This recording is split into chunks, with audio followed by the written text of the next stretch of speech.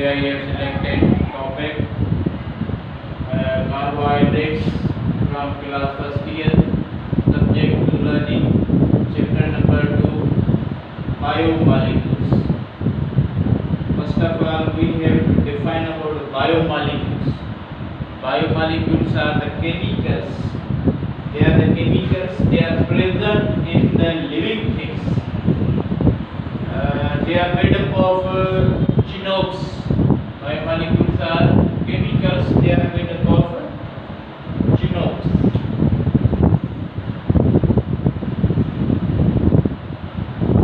Means 6 elements. They are used.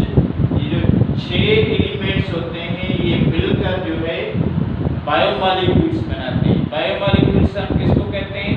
ऐसे molecules जो जिंदा चीजों में पाए जाते हैं. तो मैंने यहाँ पर लिखा है genomes. Carbon, hydrogen, nitrogen, oxygen, phosphorus और सल्फर, ये 6 एलिमेंट्स मिलकर जो है वो बायोमोलिक्यूल्स बनाते हैं. बायोमोलिक्यूल्स हमारे पास कौन कौन से होते हैं? कार्बोहाइड्रेट भी बायोमोलिक्यूल है, लिपिड भी बायोमोलिक्यूल है और प्रोटीन्स भी बायोमोलिक्यूल्स होते हैं. तो आज जो हम पढ़ेंगे वो है कार्बोहाइड्रेट्स. कार्बोहाइड्रेट्स जो हैं these are the biomolecules. They are generally called sugars. These are organic chemicals having carbon, oxygen and hydrogen. ये ऑर्गेनिक केमिकल्स हैं, इनमें कार्बन, ऑक्सीजन और हाइड्रोजन होता है. और इसको हम कहते हैं हाइड्रेटेड कार्बन्स. इसको हम हाइड्रेटेड कार्बन्स क्यों कहते हैं? क्योंकि इसमें जो हाइड्रोजन और ऑक्सीजन का जो रेशियो है वो सेम इज लाइक वाटर. इस तरह वाटर में H2O होता है, H2O हाइड्रोजन 2 और ऑक्सीजन का 1. तो यही रेशियो जो है वो कार्बोहाइड्रेट में पाया जाता है. इसीलिए हम इसको जो है कहते हैं hydrated carbons. Hydrogen and oxygen are mostly found in same ratio as in water, i.e. 2:1. 2 means 2 hydrogen के होंगे, 1 ऑक्सीजन का होगा. तो तब इसको जो है हाइड्रेटेड कार्बन कहते हैं. और उसके बाद इसका जो है कार्बो मीन्स कार्बन और hydrate means water. कार्बो means carbon, मैं यहाँ लिख रहा हूँ कार्बो मीन्स कार्बन और hydrate means water. So these are the chemicals. They are found in the living organisms. They are energy rich compounds. They also give energy. They also form. They are also the building materials of living organisms. काफ़ी जो जिंदा चीज़ों में है ये energy भी provide करते हैं. उसके अलावा काफ़ी जिंदा चीज़ों में ये जो है बिल्डिंग मटीरियल तौर पे भी ये काम करती हैं. कार्बोहाइड्रेट्स बायोमोलिक्यूल है. तो ये कहाँ पर पाए जाते हैं? दे अकर इन ऑल लिविंग थिंग्स. ये हर जिंदा चीज़ों में पाए जाते हैं. जनरली कॉल्ड शुगर्स, और इसको हम जो है सेकेरॉइड्स कहते हैं. सेकेरॉइड जो लफ्ज़ है, जो सेकेरॉइड वर्ड है, it is taken from the Greek word saccharum. Saccharum की मीनिंग है शुगर. ये शुगर है. Due to sweet in taste, इनकी जो टेस्ट होती है वो स्वीट होती है, इसीलिए इनको हम जो है शुगर कहते हैं या सेकेरॉइड्स कहते हैं. तो बाकी जो पॉलीसेकेराइड होता है वो टेस्ट लेस होता है. तो कार्बोहाइड्रेट की जो क्लासिफिकेशन है वो on the basis of monomers. इसका मतलब है कार्बोहाइड्रेट्स जो हैं पॉलीमर्स होते हैं और ये जो मोनोमर्स हैं इनमें इनकी जो क्लासिफिकेशन है कार्बोहाइड्रेट की on the basis of number of monomers. So first of all we have monosaccharides. Monosaccharides जो होते हैं ऑन हाइड्रोलाइसिस, जब हम इनको ब्रेक करेंगे तो ये के नॉट बी हाइड्रोलाइज्ड. ये जो है वो ब्रेकअप नहीं होंगे. ये further can not be divide, further can not be hydrolysed.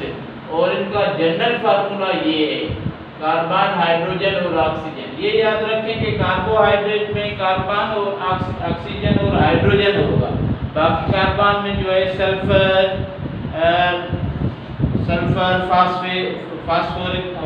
Phosphorus, sulphur ये नहीं होंगे। बाकी कार्बन में जो है कार्बन और कार्बोहाइड्रेट में कार्बन होगा, हाइड्रोजन होगा और ऑक्सीजन होगा। मोनोसेकेराइड जो होगा वो फर्दर डिवाइड नहीं किया जा सकेगा, फर्दर हाइड्रोलाइज इसको नहीं कर सकेंगे हम। इसको अगर हम तोड़ेंगे तो ये जो है फर्दर वो डिवाइड नहीं होगा। तो ये जो है इसका जनरल फार्मूला है। और ये जो है वाइट क्रिस्टलाइन होते हैं और ये सॉलिड इन स्ट्रक्चर होते हैं और स्वीट इन टेस्ट होते हैं। मोनोसेकेराइड्स को हम जो है क्लासिफाई करते हैं on the number of carbon.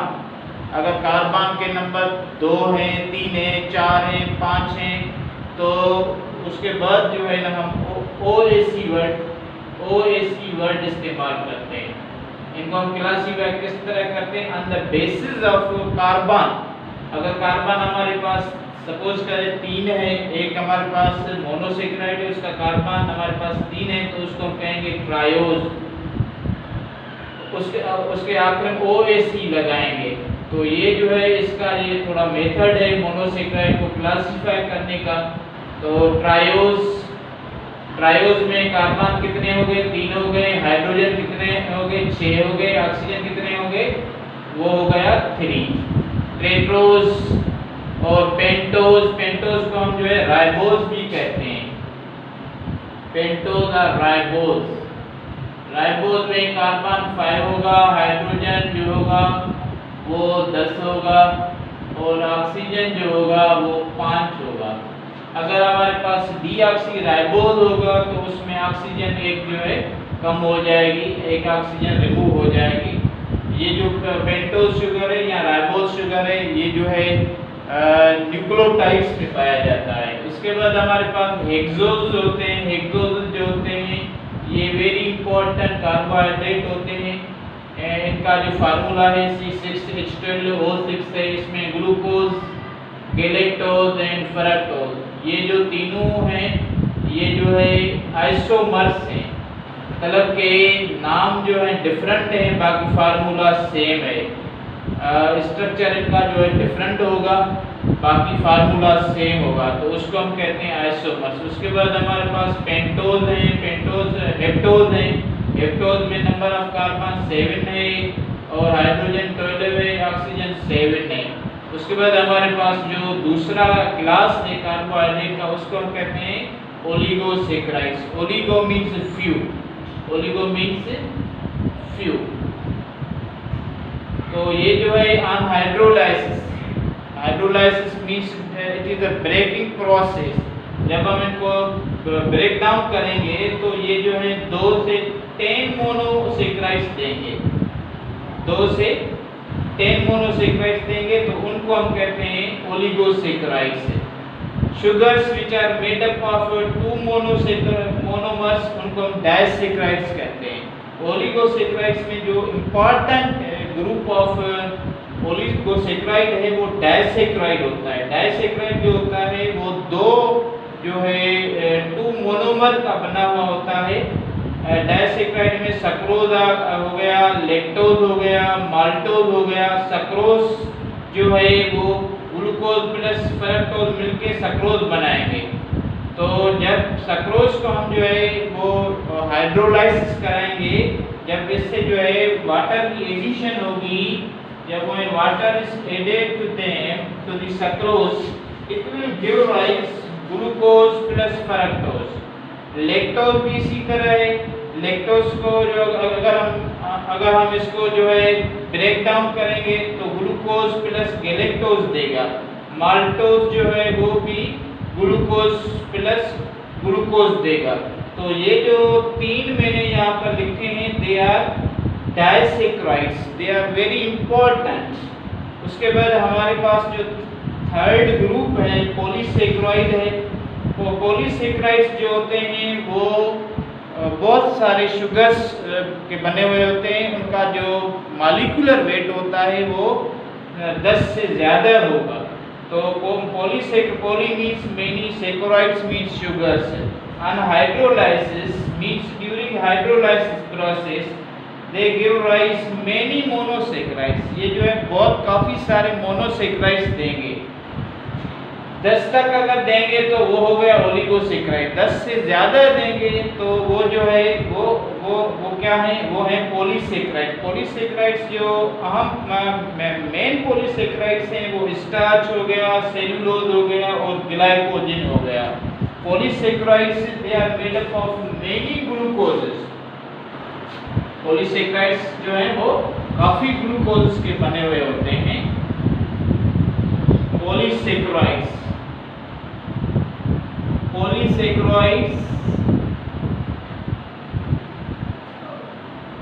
made up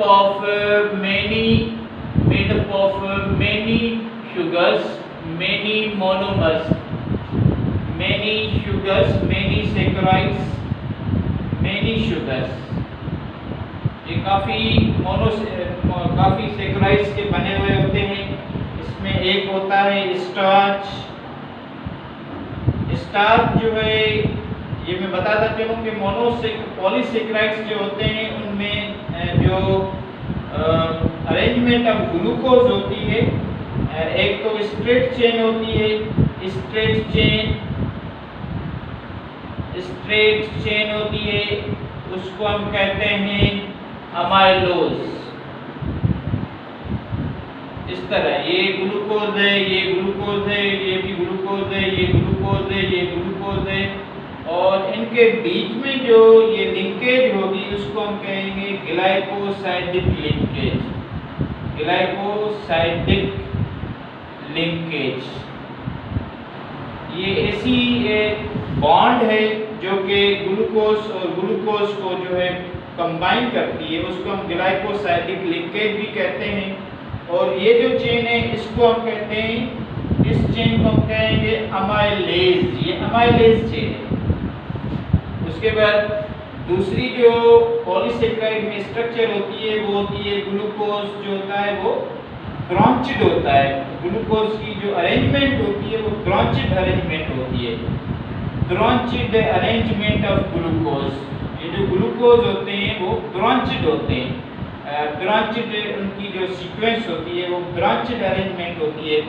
जिस तरह ये है ग्लूकोज, फिर यहाँ ग्लूकोज हो गया, यहाँ ग्लूकोज हो गया, यहाँ ग्लूकोज हो गया, यहाँ ग्लूकोज हो गया, तो जी मीन्स ग्लूकोज। इसको हम कहते हैं ब्रांचिड ग्लूकोज, ब्रांचिड अरेंजमेंट ऑफ ग्लूकोज, और इसको कहते हैं amylopectin.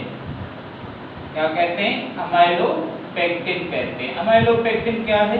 Amylopectin is a branched chain or branched arrangement। ये branched chain है, branched chain of ग्लूकोज है। तो पॉलीसेक्राइड्स में ये जो है दो स्ट्रक्चर्स, दो जो है ये अरेंजमेंट्स पाई जाती हैं। स्टार्च में जो है वो अमाइलोज भी होगा और अमाइलोपेक्टिन भी होगा। मतलब कि स्टार्च की जो स्ट्रक्चर होगी तो उसमें स्टार्च की स्ट्रक्चर को अगर हम देखेंगे तो स्टार्च की जो स्ट्रक्चर होगी, स्टार्च को हम कहते हैं, ये जो है प्लांट फूड मटेरियल है। प्लांट फूड मटेरियल है, या ये जो है प्लांट रिजर्व फूड मटेरियल है। प्लांट फूड मटेरियल है ये। और इसमें जो है दोनों स्ट्रक्चर्स पाई जाती हैं। अमाइलोज भी होता है और अमाइलोपेक्टिन भी होता है।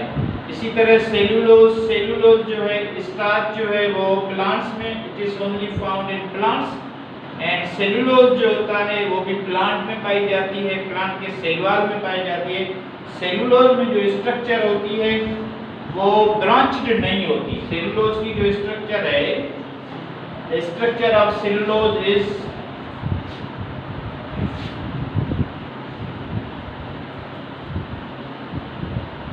स्ट्रक्चर ऑफ सेलुलोज जो है ये भी टेस्टलेस है। सेलुलोज पॉलीसेक्राइड है ये। और ये बिल्डिंग मटेरियल सेल वॉल मौजूद होता है, present in cell wall and cell wall of plant cell का जो सेल वॉल होता है इसमें सेलुलोज होता है, और इसकी जो स्ट्रक्चर होती है इसमें सिर्फ इसमें जो ग्लूकोज होते हैं या ग्लूकोज की जो अरेंजमेंट होती है या मोनोमर्स की जो अरेंजमेंट होती है वो स्ट्रेट चेन में होते हैं। Monomers are in straight chain, monomers are saccharides are in straight chain, इसमें जो है स्ट्रेट चेन पाई जाती है, और इस स्ट्रेट चेन को कहते हैं अमाइलेज। क्या कहते हैं? अमाइलोज कहते हैं।